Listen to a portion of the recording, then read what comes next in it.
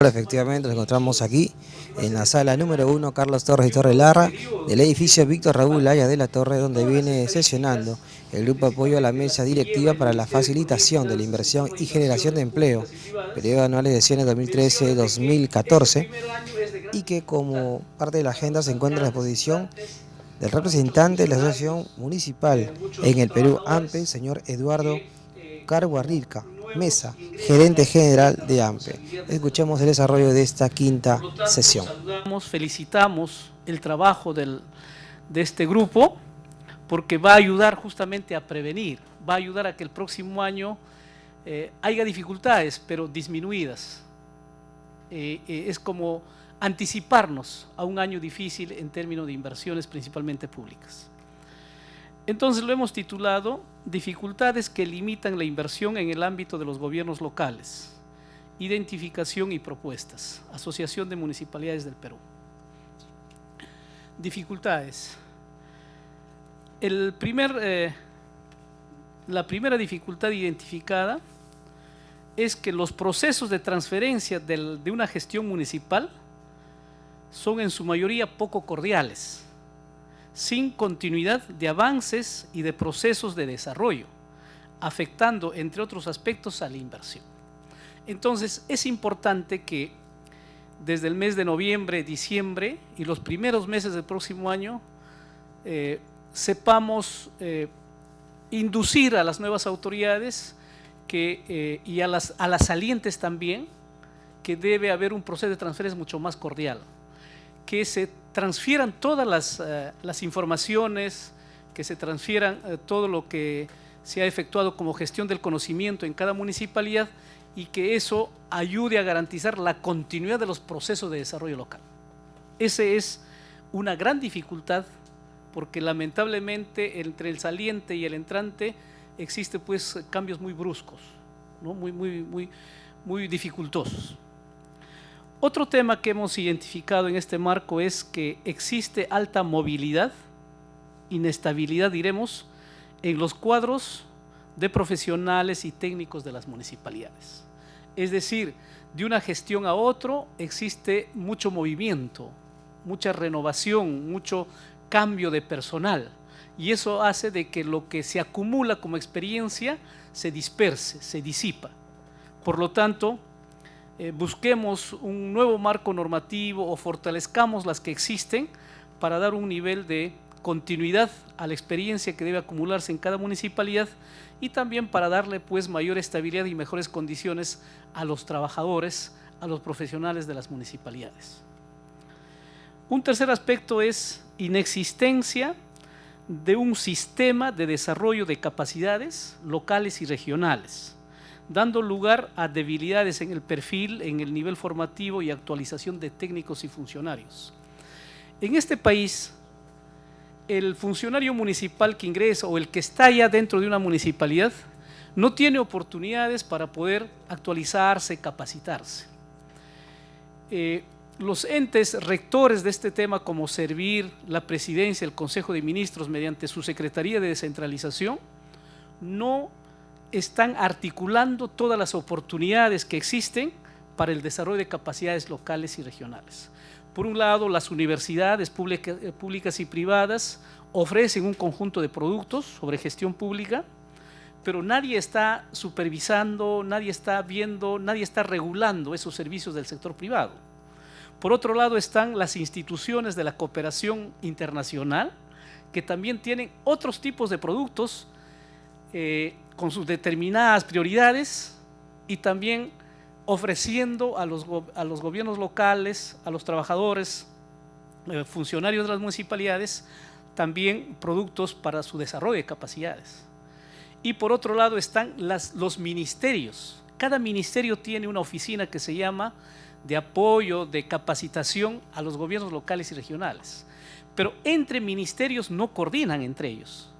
Lo que quiere decir que en este país no hay un sistema que articule todos estos ofrecimientos. Y por lo mismo la municipalidad hace lo que puede en función de su marco presupuestal con el desarrollo de capacidades, o el funcionario a título estrictamente individual hace el esfuerzo económico y se matricula en estos servicios que se brindan. Entonces, lo que falta es articular un sistema de desarrollo de capacidades en función de lo que demanda la gestión pública, pero que estos principalmente sean del interior de cada región, del interior de cada provincia, de cada distrito. Ese es el tercer aspecto que hemos identificado. Muchísimas gracias. Cuarto, deficiencias en la elaboración y contenido y aplicación del texto único de procedimientos administrativos. Lo que mencionabas, congresista Iberico, de que efectivamente hay debilidades dentro del gobierno local, primero para la elaboración de su TUPA, para, digamos, la aplicación de su TUPA. Por esto que hay mucha movilización de los trabajadores, por la limitación presupuestal, a veces también no se puede contratar especialistas en estos temas, y muchos de las obligaciones que tiene la sociedad o los inversionistas, las empresas públicas y privadas, estas obligaciones no están en el TUPA. Muchos de los aspectos que deben estar no se consideran en el TUPA.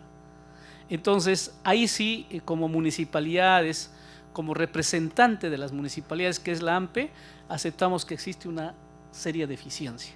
Por ello, en los primeros meses del próximo año sería muy importante que se inicie toda una inducción, una capacitación en este tema de elaboración, de ordenamiento de contenido y aplicación del TUPA en las municipalidades, sobre todo del interior del país, por las mismas dificultades que tienen hasta para la información.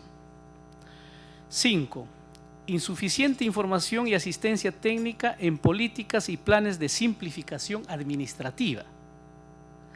Y aquí es importante decir que el país está haciendo ya un esfuerzo mediante el gobierno nacional, mediante la presidencia del Consejo de Ministros, todo un programa, todo un sistema que se llama el Tramifácil, que generan políticas, que generan estrategias para que en el sector público se brinda un servicio de manera más simplificada, hasta con ventanilla única.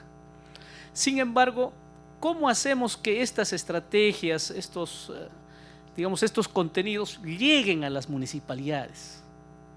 Entonces ahí también no es solamente producir la política, no es solamente producir la estrategia, sino cómo hacer que efectivamente estos logros alcance a las municipalidades, reitero una vez más, del interior del país.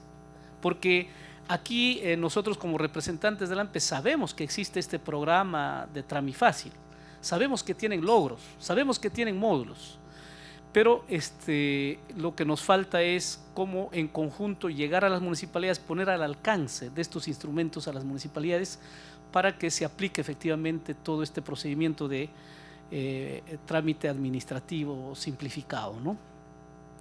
Sexto, tenemos nosotros lo que llamamos la inoportunidad en el plazo de las transferencias, esto principalmente para la inversión pública. El Ministerio de Economía y Finanzas, un conjunto de conceptos o rubros transfieren a las municipalidades, pero no al comienzo del año, sino bien lo hacen en el mes de agosto, septiembre. Inclusive acá tenemos un ejemplo que está en la ayuda a memoria que estamos dejando. En el caso del plan de incentivos, por ejemplo en el año 2013, cuya directiva fijó su aprobación de parte del MEF hasta el 31 de octubre. Y justamente el 31 de octubre el MEF aprueba y luego recién viene su transferencia a las municipalidades. Y luego viene su ejecución de parte de las municipalidades. Pero es una ejecución al que están obligados a efectuarlo al 30 de diciembre de cada año. Entonces le están transfiriendo en octubre, le dan 2 meses de plazo para que puedan ejecutarla. Y lógicamente no lo hacen. Y muchos de estos presupuestos a veces pasan como incapacidad de inversión para el siguiente año en la misma municipalidad. Entonces, los plazos de la transferencia de los fondos del gobierno nacional al gobierno local y regional necesita efectuar un rediseño. Y mejor es, cuanto más antes alcanzarlo a las municipalidades, mejor para todos. Continuamos con las dificultades. Número 7, la corrupción en el sector público en general. Eso también aceptamos como representación de las municipalidades, de que existe, digamos, y está expandiéndose, se está cada vez haciendo mucho más evidente, mucho más abusiva, más prepotente las prácticas de corrupción en las municipalidades. Pero a la vez también vemos que esto no se queda solamente en el campo o en el ámbito local, también sucede en los otros ámbitos, tanto nacional y regional. Entonces esto debe ser una preocupación mayor de todos, ¿no? Porque este es un hecho grandísimo que dificulta inversión, que dificulta inversión tanto en el sector público como en el sector privado, ¿no? Como se dice, no caminan las autorizaciones, los permisos, mientras no sucede lamentablemente hechos de corrupción. Entonces, el tema de corrupción debemos todos en conjunto, los 3 niveles de gobierno, darle el respectivo énfasis y buscar todos los mecanismos correspondientes de control y de capacidad sancionadora de las entidades correspondientes. 8. Procesos de revocatoria y otros similares perjudican la inversión pública, también generan inseguridad a la inversión privada. Recién en el año 2012, 2013 hemos vivido una dificultad en la ciudad de Lima, pero esta ley se viene aplicando desde el año 96 y 97. En esos años se ha aprobado la ley 26.300, que es de control y participación ciudadana. Esta ley, es bueno que sepan los parlamentarios, no ha tenido reglamentación. Tal vez sea una de las poquísimas leyes donde sin reglamentación se aplica la ley. Como no hay reglamentación, entonces no está regulada los motivos del proceso de la revocatoria. Si en una localidad como Pasco o Puno sale una encuesta y dice que el alcalde tiene 3% de simpatía en esa encuesta, que a veces no presenta ni ficha técnica esa encuesta, ese hecho de que solo tengan el 3% en esa encuesta puede ser motivo suficiente para ir y comprar el kit electoral e iniciar el proceso de la revocatoria. Y más allá que el promotor de la revocatoria pueda conseguir o no pueda conseguir la revocación de las autoridades locales, pero en 2 o 3 meses se dedica a una dura, digamos, campaña en contra de la imagen de la municipalidad y en contra de la imagen de la autoridad local. Aun cuando no reúne las firmas correspondientes, pero ya el daño se ha causado ya a la imagen, se deja debilitado aun cuando no se revoca la autoridad.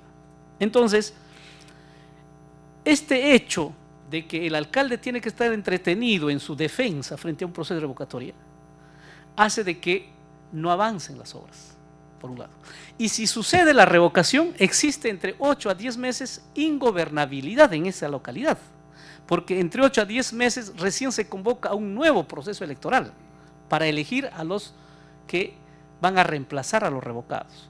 Claro que en tanto está el teniente alcalde, asume la responsabilidad, o los regidores, ¿no?, asumen la responsabilidad, pero ya se genera un desgobierno, ya es una municipalidad donde nadie sabe quién es el que pone la palabra final, quién toma las decisiones, y en tanto los afectados no son los que salen o entran a municipalidad como autoridad, sino los afectados es la misma población que no ve las obras, que no ve el servicio municipal, porque el presupuesto ahí está estancado.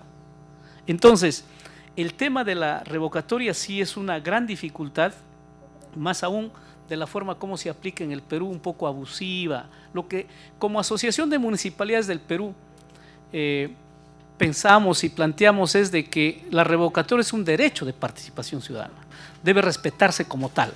Sin embargo, la normatividad merece perfeccionarse, y eso es que como propuesta también en su oportunidad le hemos hecho llegar al Congreso de la República la forma como debe perfeccionarse esta normatividad para que los futuros procesos de revocatoria sean mucho más objetivos, sean regulados y que cumpla su función final de mejorar la gestión de las autoridades municipales. 8. En este caso 9. Disminución sistemática y gradual del presupuesto de transferencias que afectan a los gobiernos locales y regionales, entre paréntesis, canon minero, Foncomún. Existe una disminución del canon y regalías mineras en el 2013, sin previsión alguna, generando conflictos entre autoridades y poblaciones locales. Existe otra disminución en el canon y regalías mineras en el 2014, y esto se muestra en la ley del equilibrio financiero. Nosotros hemos traído en los cuadros respectivos de la forma como se está afectando de manera sistemática en la disminución del presupuesto de las municipalidades. Es bueno que los señores congresistas conozcan que en septiembre del año 2011 el actual Congreso aprueba en una sola vez 3 leyes. La ley que modifica la ley de regalía minera, la ley del impuesto especial a la minería y la ley del gravamen minero. Estos 3 en conjunto, en paquete, ha sido votado y se aprobó por consenso. Esto ha ayudado a que el gobierno nacional, el Estado mejor dicho, reciba más recursos frente a la producción minera. Hasta ahí todo está muy correcto. Sin embargo, se ha afectado a las municipalidades y gobiernos locales, y lo que se está haciendo es que ese plus, ese aumento de la recaudación del sector minero se esté quedando en manos del gobierno nacional. Entonces nosotros tenemos estudios de propuesta ciudadana que menciona que estas 3 leyes modificadas han hecho que el gobierno nacional anualmente tenga más ingresos en aproximadamente 1.383 millones de soles. El gobierno nacional, como consecuencia de estas 3 leyes, tenga anualmente un plus en sus ingresos de 1.383 millones de soles aproximadamente. En cambio, los gobiernos locales y los gobiernos regionales, como consecuencia de estas 3 leyes, ven disminuidos anualmente aproximadamente 613 millones de soles. Eso es una forma, una sustentación de cómo hay un sistemático, digamos, recorte presupuestal. Siguiente cuadro muestra, por ejemplo, cómo están variando las cifras del año 2013 ahora al 2014.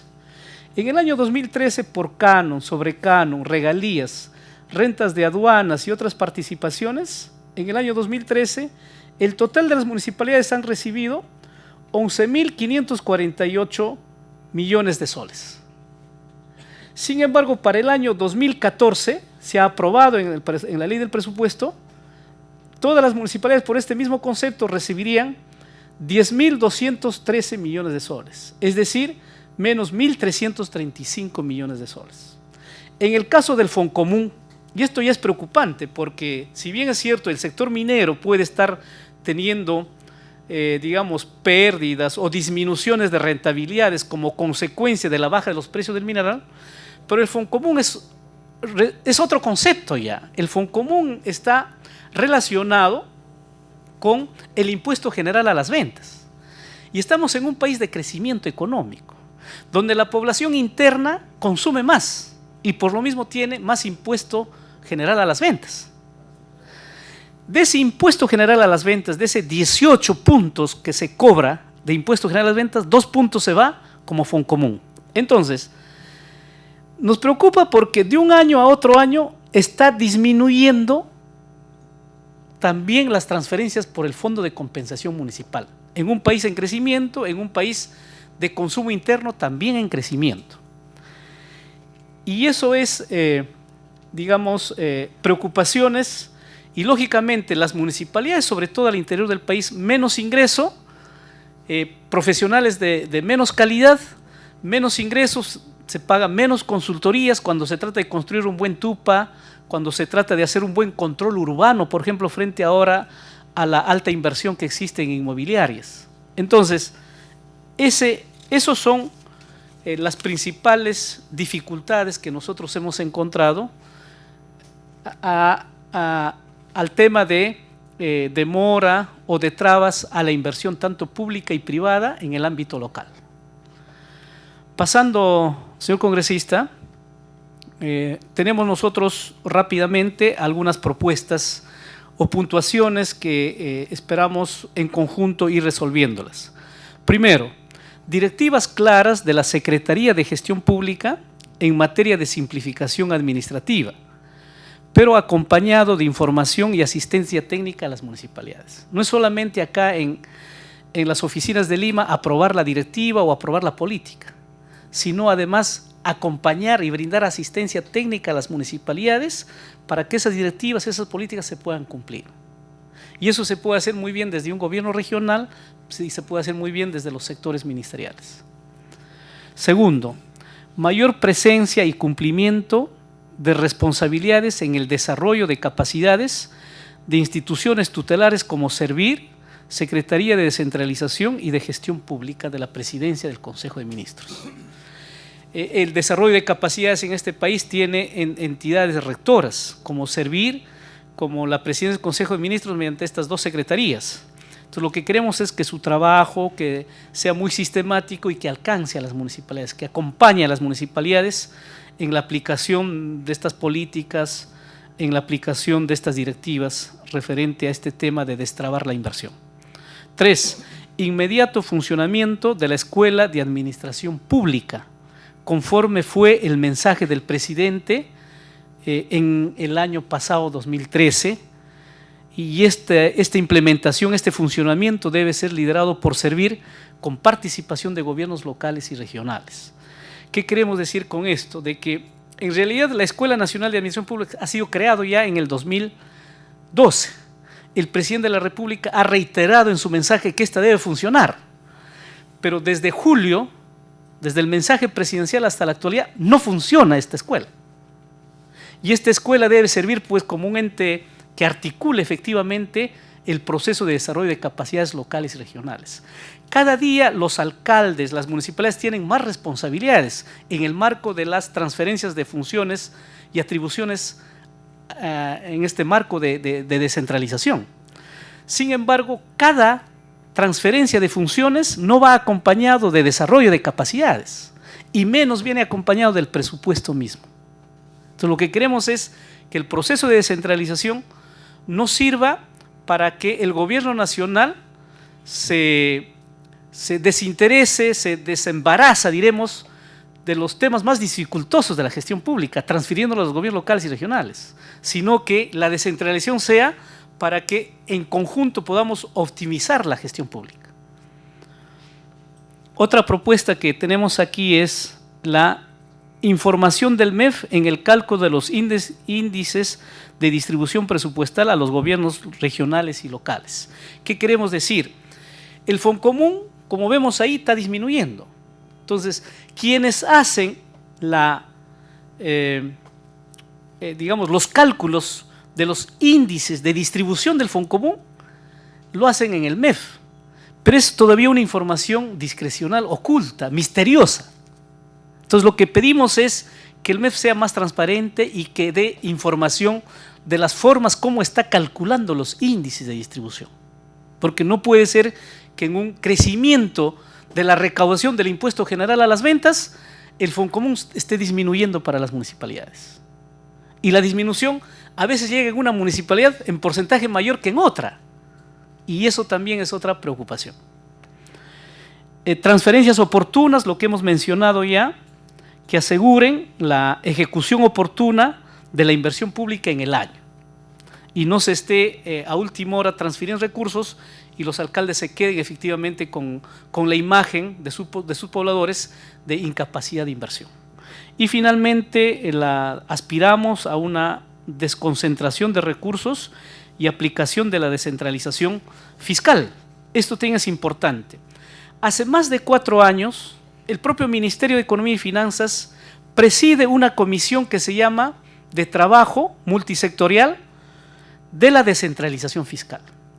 En esa comisión, en más de 50 reuniones, nos hemos puesto de acuerdo cuáles deben ser digamos, lo más importante para implementar de una vez por todas la descentralización fiscal en este país.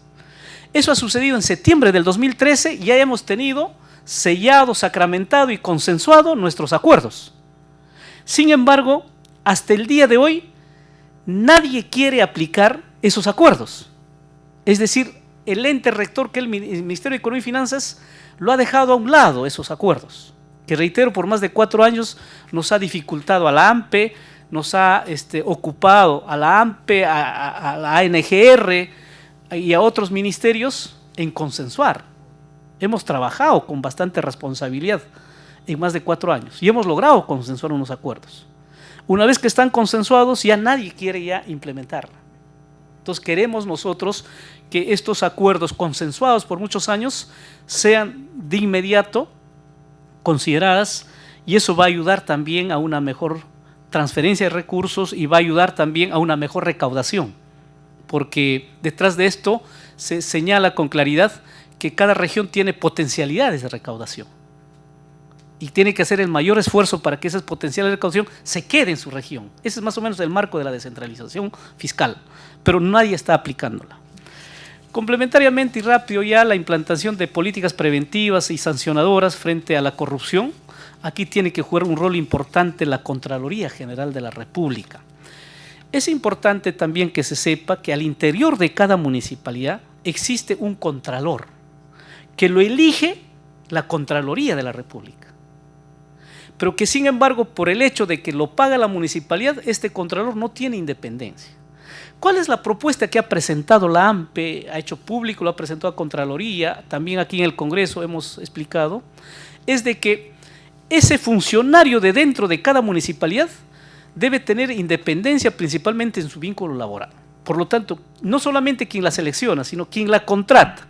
Y quien paga a ese funcionario debe ser la Contraloría de la República. Única forma de conseguir plena independencia para que ese contralor sepa prevenir, sepa controlar y sepa realmente sancionar a su autoridad. Pero también la Contraloría nos dice, pero nosotros no tenemos presupuesto suficiente para el total de los contralores que están dentro de cada municipalidad.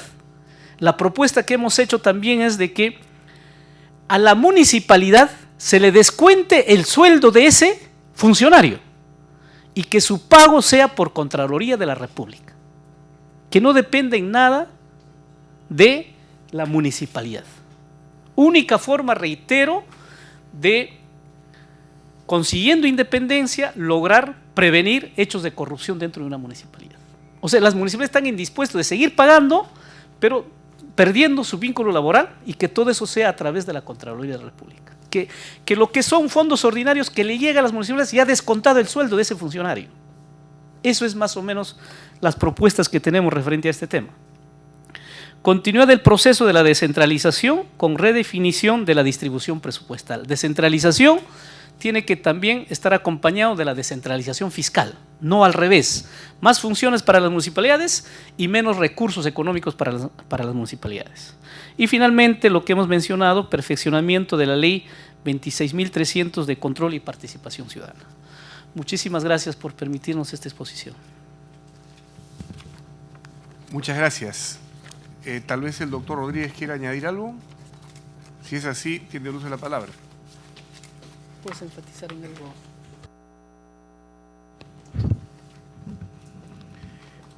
Bien, señor congresista, muy buenas tardes, y desde ya el reconocimiento por este espacio, por esta oportunidad que nos brinda, digamos, en podernos dirigir a vuestra comisión, ¿no? De todos los aspectos tratados, efectivamente, quiero incidir en algunos de ellos, ¿no? En cuanto a la necesidad, a la urgencia de la modificación de la ley 26.300, ¿no? La ley de control y participación ciudadana, ¿no? Y efectivamente, conforme lo ha expresado el gerente general de la AMPE, digamos, en estos momentos existe un vacío legal en cuanto a la reglamentación de la ley.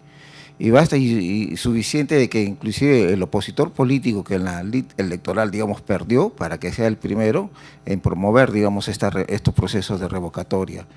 Y lo peor aún, ¿no? Existen casos que la persona más cercana, más allegada al alcalde, quien es el teniente alcalde, digamos, por razones ya de carácter personal, políticos o de otra naturaleza, es el primer promotor, digamos, en que se promueva la vacancia con el propósito de poderlo suceder.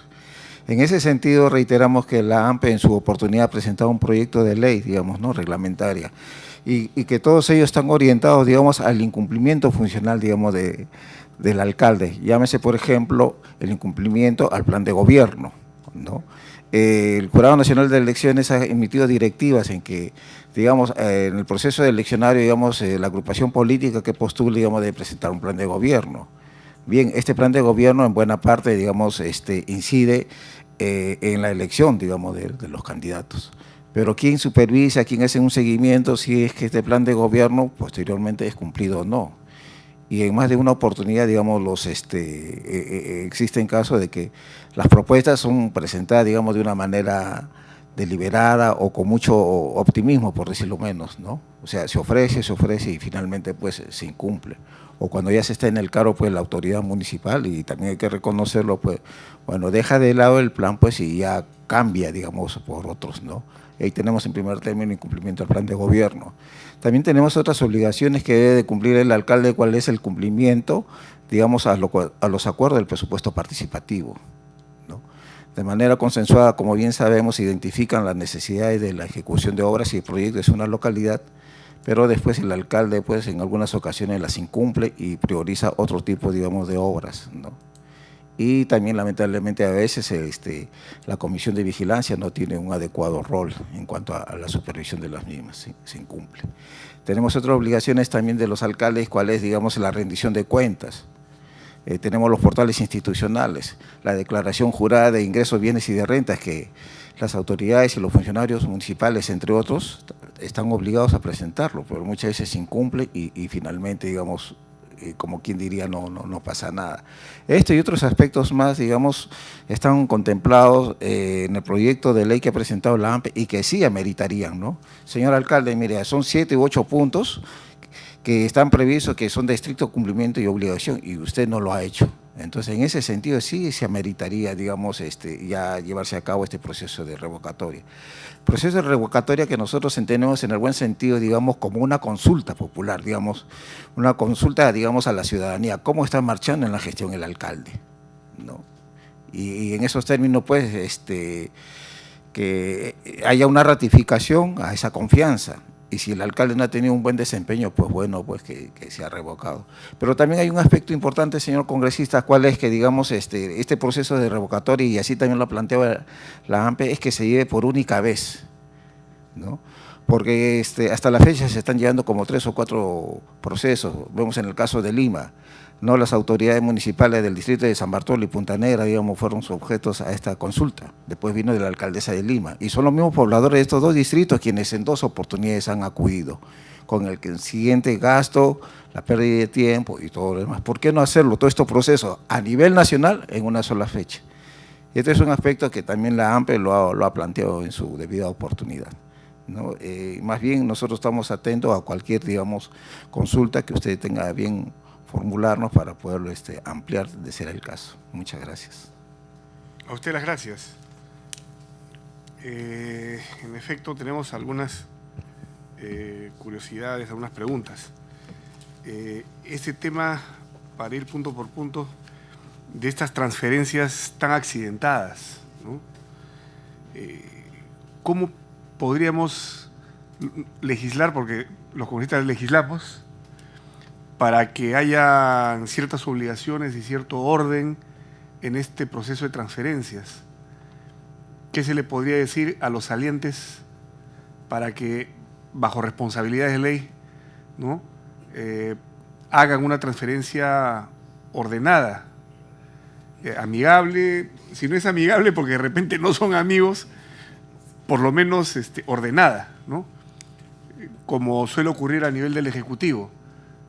¿Ha trabajado esto la Asociación de Municipalidad del Perú? ¿Hay algunos ejemplos, algunas fórmulas en otras latitudes que nos puedan sugerir algunas ideas para que no se cometan estos estropicios que finalmente terminan causando pues zozobra en la sociedad, y que se une muchas veces al hecho de que ya deja el saliente alcalde todo comprometido, por lo menos para el primer año de gestión, y el nuevo alcalde prácticamente entra asfixiado. ¿Qué sugerencias se han barajado? A grandes rasgos, por supuesto, porque de hecho yo creo que en este grupo de trabajo tenemos que plantear algunas cosas sobre este aspecto para que los ciudadanos no sean finalmente los que sufren las consecuencias.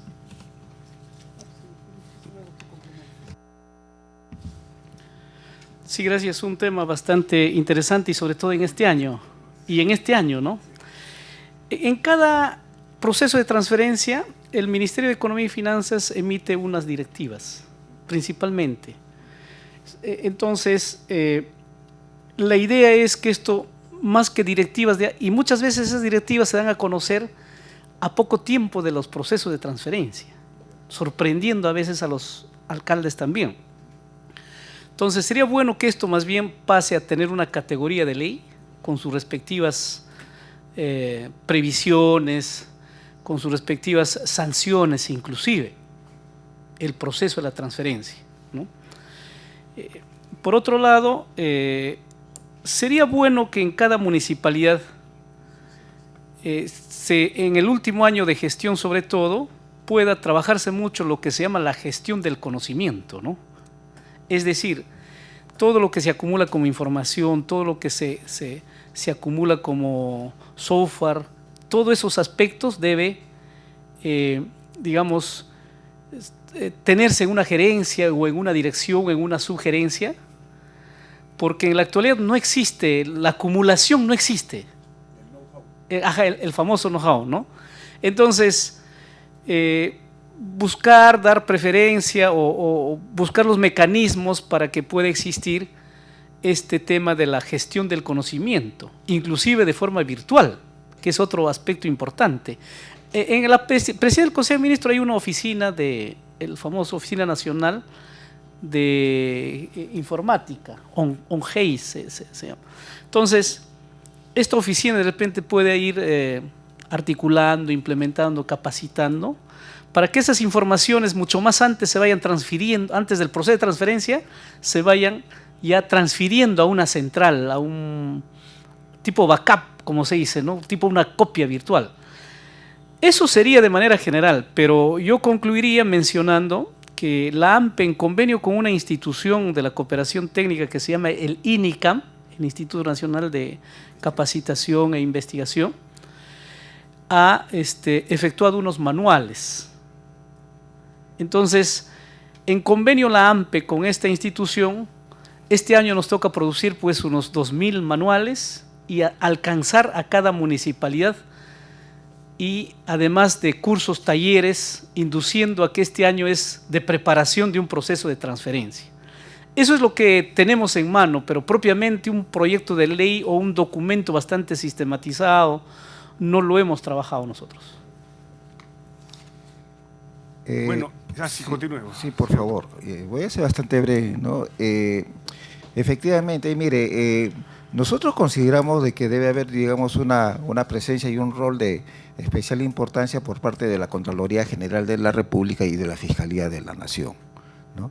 De la Contraloría General de la República, para que a través de sus jefes del órgano de control institucional instruyan, digamos, a su jefe de OCE y que en sus respectivas municipalidades, digamos, este proceso de transferencia se lleven de manera adecuada y conforme corresponda.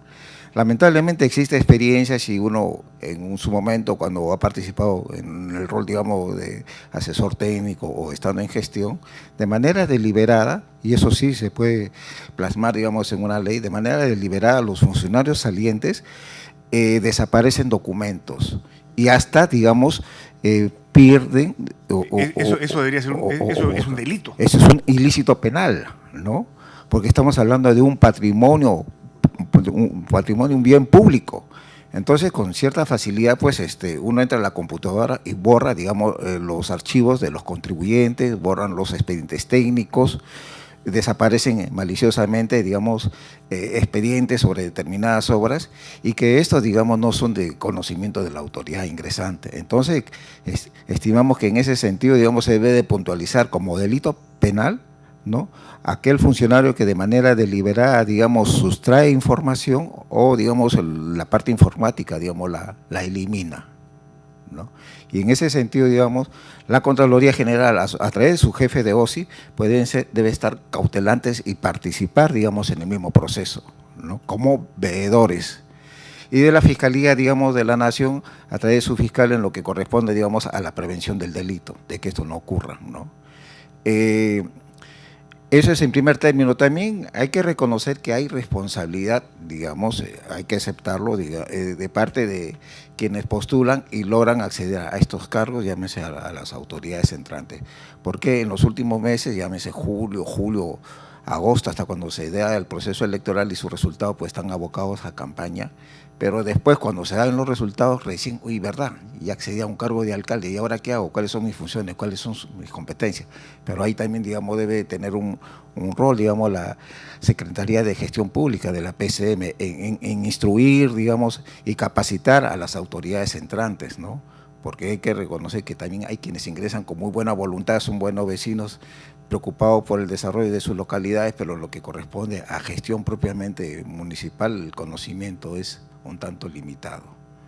Como dice el gerente general, la AMPE, digamos, en alianza con el INICAM, han venido, digamos, cubriendo estos vacíos, ¿no? Con muy buena voluntad, pero se requiere también ya de una participación activa de los entes del Estado. Muchas gracias, aunque el gran problema de la PCM es que tiene muchas responsabilidades y no cuenta con los recursos humanos suficientes para poder abarcar todo. Y me imagino que son más de 2.000 municipalidades, bien difícil que pueda hacer algo esta oficina de la PCM, pero habría que encontrar las formas de que desde el gobierno central se pueda capacitar a los alcaldes. Y aquí viene la siguiente pregunta, la excesiva renovación de los cuadros profesionales y técnicos, que en todo caso sería la garantía de que entrando un nuevo alcalde, la maquinaria está ahí y no puede meter la pata, o puede ser bien orientado por gente que tiene una permanencia, pues, por sus actitudes profesionales o sus capacidades técnicas, más allá de las coyunturas de cada nueva elección.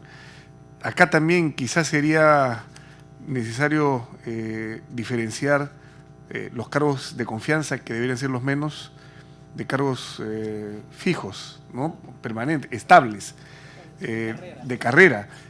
¿Cómo es esta situación? ¿Qué tanta renovación hay en las municipalidades? Ustedes que conocen esta realidad, ¿y cómo se podría corregir desde el Congreso de la República a través de disposiciones legales para garantizar que se estabilice ese gran equipo de especialistas, de profesionales de carrera, que no deberían moverse de la noche a la mañana con cada nuevo alcalde? Sí, aquí hay varios temas que, en este caso, más que decisión de la autoridad entrante, ya es que existe una norma que ha flexibilizado la problemática, ha flexibilizado la situación laboral en el país.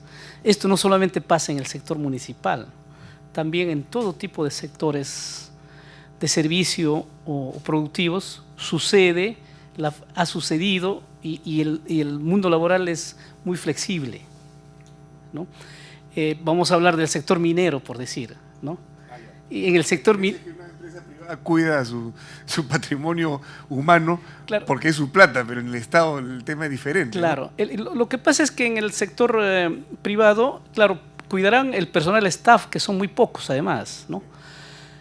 Pero en el sector minero, que es el que conozco más de cerca, antes había por cada el 90% de trabajadores tendrían que ser estables según la ley, y el 10% eran a lo más, el 10% era eventual.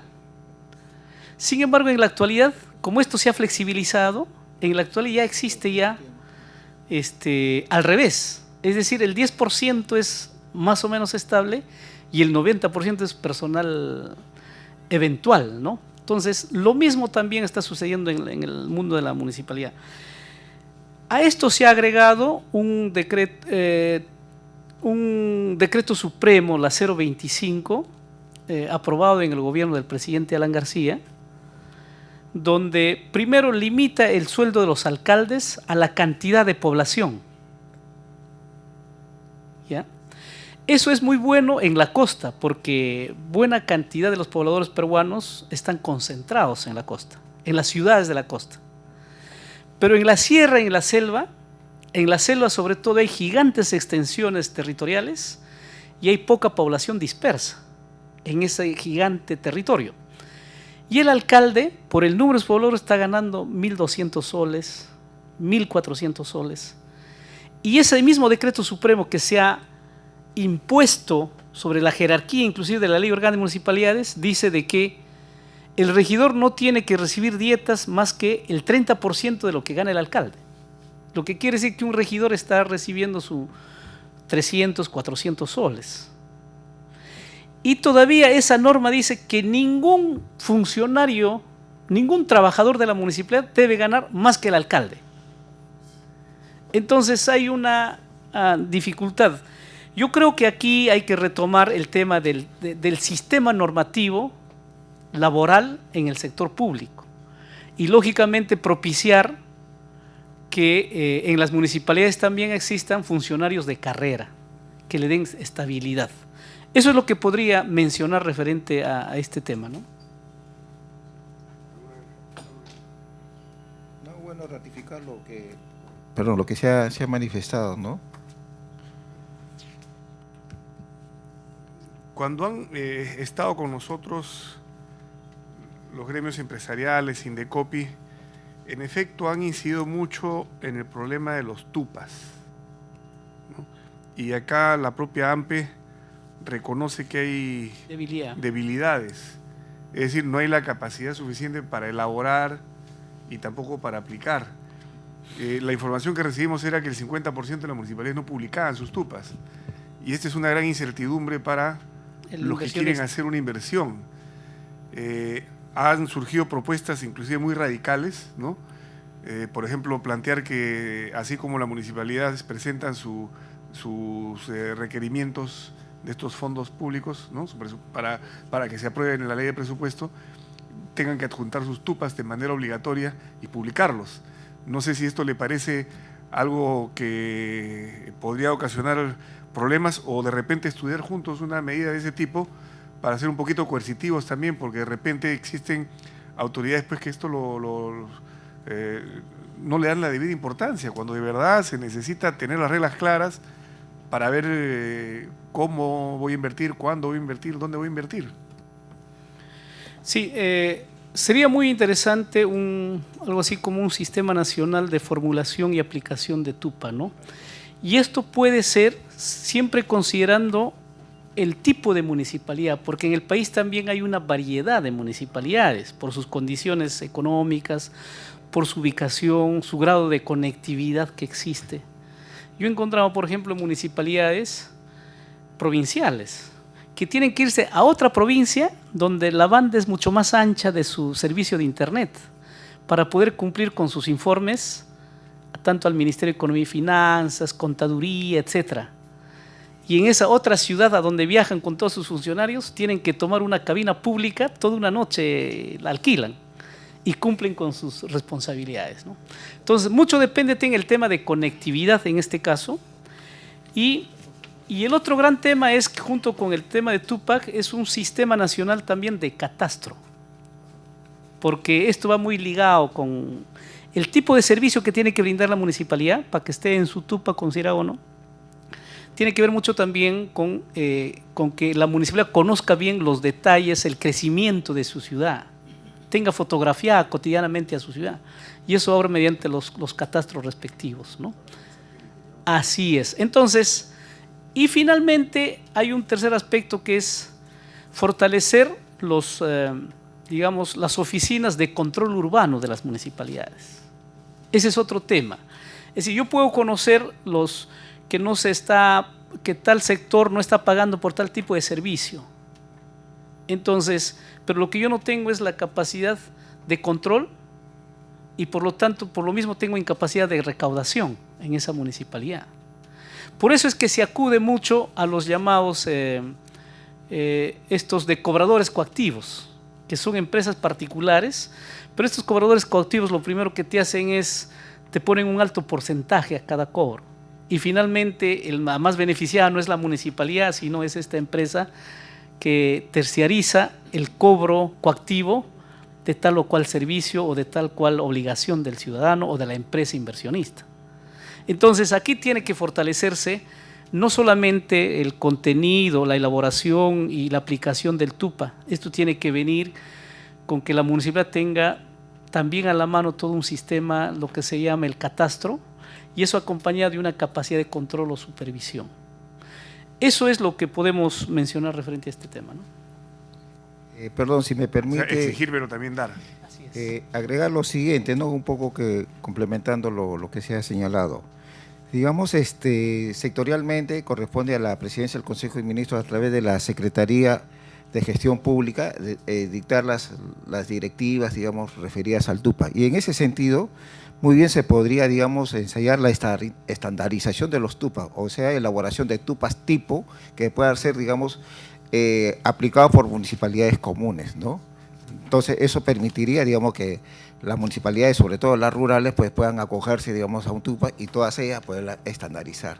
Ese es uno. De otro lado, también manifestar que en alguna oportunidad y con un criterio ya muy sesgado o muy exigente, sin conocer la realidad, digamos, de las municipalidades que cuentan, pues, con limitados recursos y pocos personales técnicos, digamos, para sacar una directiva, voy a citar un ejemplo, para costear, digamos, una partida de nacimiento, se tenía que calcular cuánto costaba una hoja de papel bond en el cual se iba a imprimir la partida.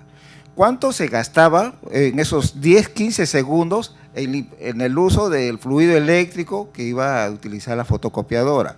¿Cuántos minutos se iba a demorar el jefe de registros civiles, digamos, en estampar, ¿no?, su sello y firma? Pues se llegaron ya a situaciones ya por demás extremas. Sí, digamos, la oficina de registros civiles ocupaba un espacio, esa oficina requería de un mantenimiento, de una limpieza. ¿Cuánto tiempo le dedicaba digamos, el servidor de limpieza pública en dar ese mantenimiento? ¿Cuánto ganaba? Y eso, el costeo mensual del servidor, pues bueno, sacarle la proporcional en los minutos que le dedicaba a eso, ¿no? ¿Cuánto se costaba, cuánto se utilizaba la proporción en tóner, digamos, para el fotocopiado, la hoja de papel, el fluido eléctrico, el mantenimiento, no solamente del ambiente, sino también de parte del local municipal, pues. Entonces ahí las municipalidades, entre otras instituciones, se vieron una serie de apremios para poder determinar sustentar que la partida podía costar 5 u 8 o hasta 10 soles, ¿no? Entonces, en ese sentido, nuevamente reiterar de que muy bien, digamos, se puede elaborar TUPAs ya estandarizados, TUPAs tipos, ¿no?, que sean de fácil aplicación por las municipalidades, ¿no? Y esto acompañado de una capacitación, digamos, a los funcionarios en cuanto a la elaboración. Claro, y la estandarización podría tener en cuenta también los tipos de municipalidades, como nos señalan, ¿no? Porque es una universidad rural o una población X versus, pues, Miraflores, San Isidro, ¿no? Entonces, es una buena sugerencia que quisiera que la tomen, por favor, para solucionar este bendito tema del TUPA. Transferencia de recursos hacia fin de año. ¿Se podría obligar al MEF a que haga estas transferencias dentro de una fecha? ¿Cuáles podrían ser las dificultades o cuál sería el momento más oportuno para que el MEF haga estas transferencias? Porque de verdad es muy injusto que te las den hacia finales del año y luego te digan qué incapaz eres para gastar, ¿no? Claro. Las transferencias se hacen de diversos rubros o de diversos conceptos. Por ejemplo, en el tema del canon, todavía están distribuyendo en el mes de junio, fines de junio o julio, como ha sucedido en el último año 2013, cuando deben transferir a más tardar fines de abril. O darte hasta julio del otro año. Claro, ¿no? El tema del canon es que se calcula en función del pago de la renta que hacen las empresas mineras. Y las empresas mineras, para que obtengan su rentabilidad, su balance y estado de pérdidas y ganancias, tienen que esperar todavía al 30 de marzo, donde cierran su año, ¿no?, de contable, diremos, su año contable. Pero el MEF, después del 30 de marzo, se demora al 30 de abril, al 30 de mayo, al 30 de junio y recién a mediados de julio está transfiriendo los fondos. Si esos fondos de medianos de julio pueda transferirle fines de abril, la historia sería distinta. Primer aspecto. Eso es en el caso de Canon. Ahora, en el caso de Foncomún, ¿no? Eso es su responsabilidad es transferir mensualmente. Y creo que eso se está haciendo de manera puntual, diremos. El otro tema es que existe un programa, un plan de incentivos a las municipalidades más eficientes, las que han cumplido más metas, más logros, ¿no? Eso se llama el plan de incentivos y de modernización municipal. Entonces, califican cada 6 meses, cada semestre el MEF dice si tu municipalidad ha cumplido las metas y qué monto le corresponde por el plan de incentivos, si es que ha cumplido metas. Si no ha cumplido, no le corresponde nada. Esa calificación lo hacen al 30 de junio, junio, al 30 de junio, a los 6 meses. Pero los fondos recién se está transfiriendo, como hemos demostrado acá, al 31 de octubre. Y ahora, en la siguiente calificación, esa municipalidad sale jalada porque no ha avanzado en su porcentaje. Entonces, los plazos no es único, sino son, dependiendo del rubro, en diversas fechas. Lo que queremos es que la transferencia de esos rubros no sea pues más de 30 días por el problema de cálculo dentro del Ministerio de Economía y Finanzas. Si es canon, que ya sabe al 30 de marzo cuánto es el canon para ser distribuido en cada departamento, entonces al 30 de abril debe estar distribuido ya. Si es plan de incentivos, que al 30 de junio saben ya la calificación, al 30 de julio debe estar distribuido ya. Eso nos referimos. No es una sola fecha, sino en función de concepto. Ahí se le podría establecer límites y esto no significa iniciativa de gasto ni mucho menos. Simplemente, claro. Señor MEF, usted tiene que cumplir hasta tal fecha, porque no tiene sentido ni justificación tirarse hasta fines de octubre para poder hacer una transferencia y luego castigar a la municipalidad por no poder cumplir, ¿no? O sacarlos ahí en los medios sociales después el flaco de Buren y dice, mire, esta municipalidad no... Así es. Y no, perdón, señor congresista, el sí. propio MEF tiene una página web que se llama, un portal que se llama el Portal Amigable. El Portal Amigable se llama. Y en ese Portal Amigable todas las municipalidades están jalados por su incapacidad de inversión. Entonces, es amigable, lógicamente, para quien quiere golpear al alcalde, pero para el alcalde ese es un susto. A eso se suma el trabajo del congresista Eguren, ¿no? No sé si los asesores creo que quieren hacer algunas intervenciones. Por favor, les pido a ambos que tomen asiento y con toda confianza las hagan. Porque yo estoy avanzando hacia otro punto que sí es bien crítico y es el de las revocatorias, que ya me parece que ha tenido que sufrirse esta situación de pánico en la capital para que recién abramos los ojos en todo el Perú de lo negativo que puede ser este proceso. Ustedes señalan que han presentado un proyecto de ley, no sé en qué situación estará ahorita, en qué comisiones, que están reduciendo a una sola revocatoria, me parece bien, y lo que me preocupa es el tema de las causales revocatorias, porque entiendo que la revocatoria es una cuestión política, y por lo tanto políticamente pues las causales es bien difícil de señalarlas, porque cuando hay causales ya estamos entrando a lo que podría ser un proceso de vacancia, ¿no? Por una serie de ilícitos que comete el alcalde, en fin.